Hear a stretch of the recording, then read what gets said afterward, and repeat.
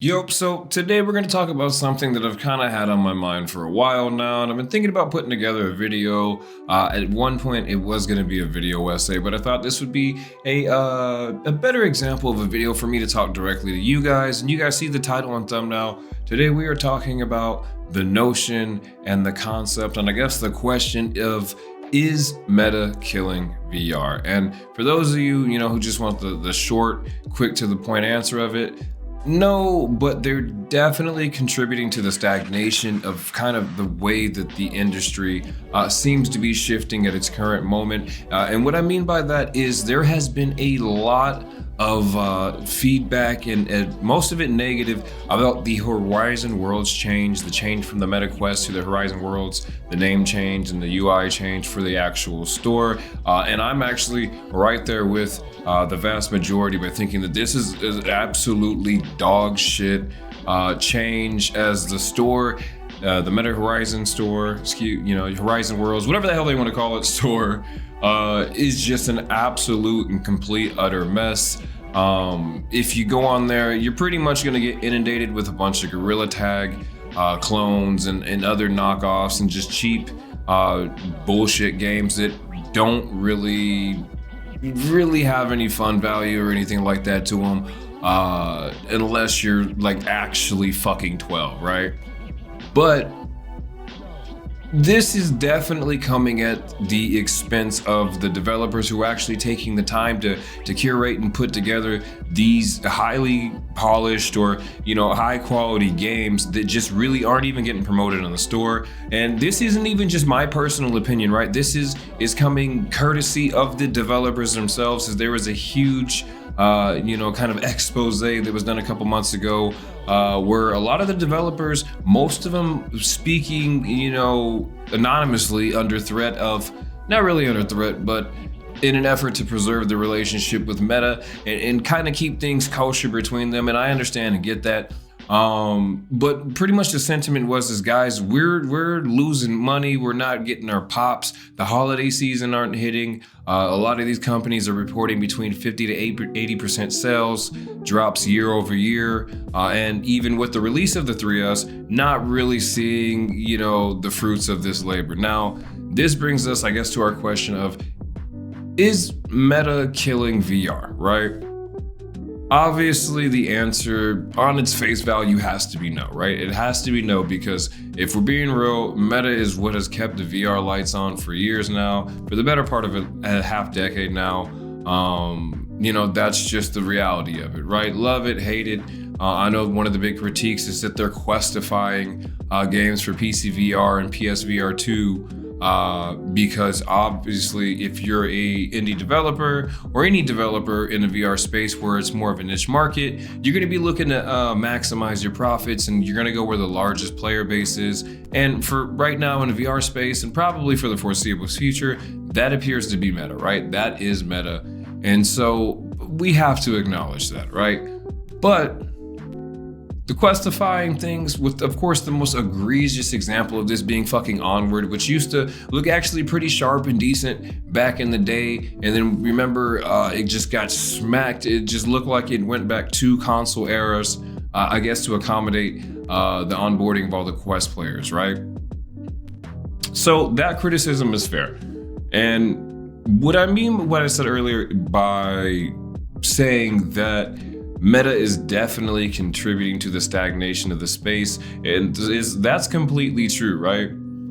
You're alienating developers, right?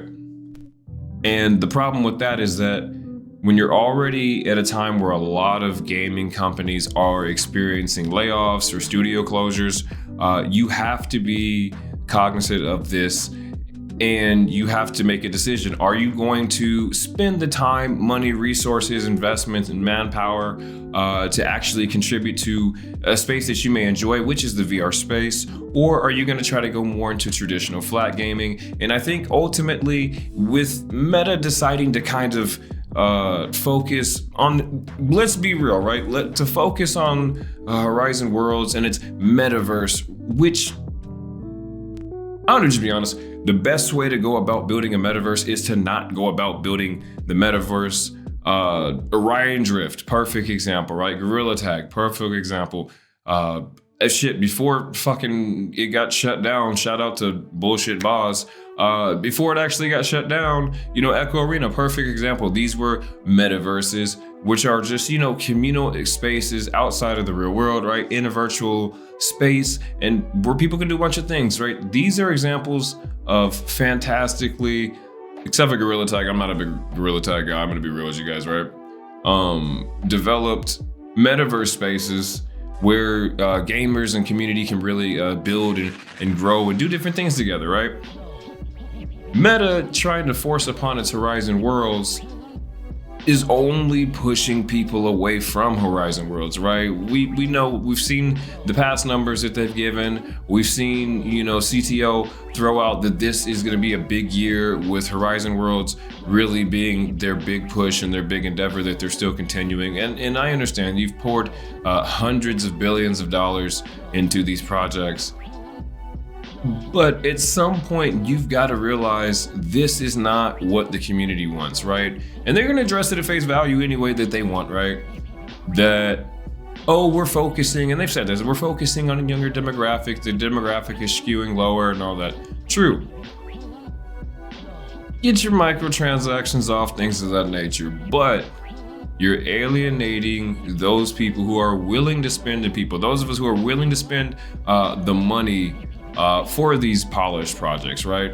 Arkham Shadow, people loved it. You gave it away with the headset. I understand that that's where a lot of those unit pushes go. But people love, think games like Arkham Shadow, games like Alien Rogue Incursion, games like Arkham Age, hell, games like No More Rainbows, games that actually have polished, games like Max Mustard, which Meta, of course, took down from the storefront, due to some TOS issues apparently between them. The timing kind of coincided with the release of this big expose of people that were talking about issues with Meta. Toast Interactive was not mentioned in that, did not appear in that one. But what they did appear in is a couple of weeks before that, about a month or so before that. Of course, they came out and said that while the Quest 3 player base is exponentially larger than the PSVR 2 player base, this is where they're finding their success, and they're finding their success there because people can find the fucking games. If you can find the fucking games, then people will buy them, right? Like, people will buy the games if you display them, and this microtransaction-y, almost, gotcha mobile phone route that it seems like Meta is going with regards to its gaming is honestly concerning. I hope at some point we see a reversal, of course. Do I have the highest hopes for this?